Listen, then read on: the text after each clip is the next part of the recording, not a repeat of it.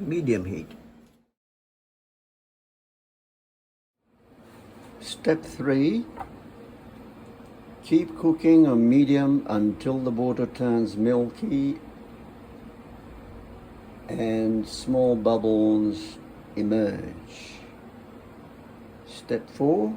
Add a pinch of salt per each cup of brown rice, then cover and cook on high heat. Okay, so that'll be about that much salt. Put the cover on, put the lid on, cook on high heat. Now cooking with a lid on high heat until the steam comes out. It's coming. So as soon as the steam comes out, like this, I hope you can see it, it's coming. Turn the heat to low and cook for about 30 to 35 minutes.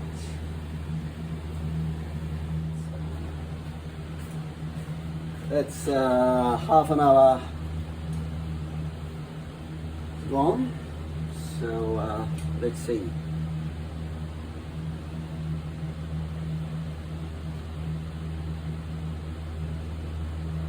Just smelling if the rice is being burnt.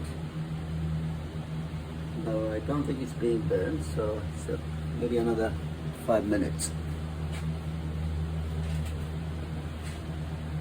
Oh. It's not slightly burnt, slightly kind of, it's not burnt, it's not, slightly toasty smell, Because at this stage, lastly, I turn the heat higher. It's not burnt, toasty. I turn that off, turn this off there. And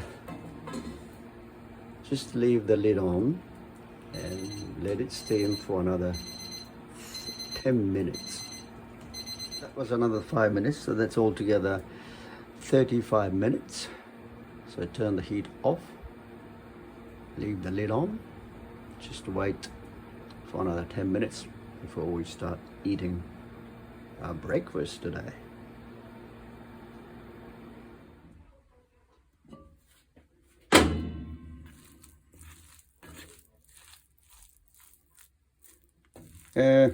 Slightly burnt, never mind.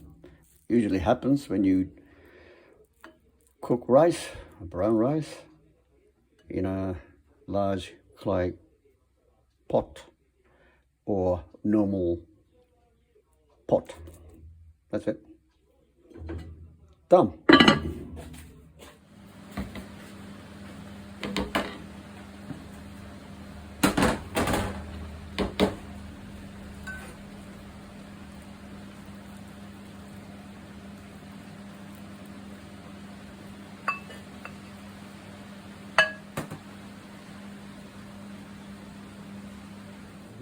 Itadakimasu. Genma is cooked. Brown rice, slightly toasted or burned, doesn't matter. Just taste it.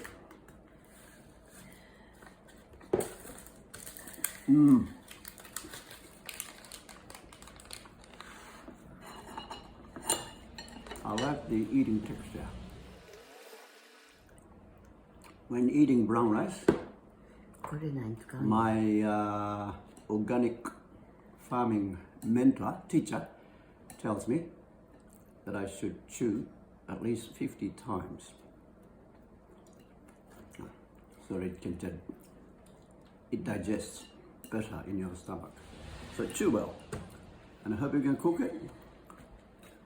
Perfect brown rice, nice with the nori too.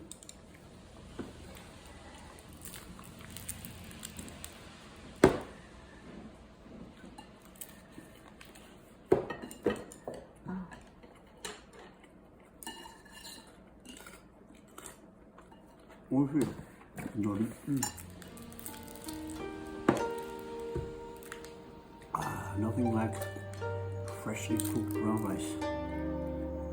Really good for you. Have a nice day. What do you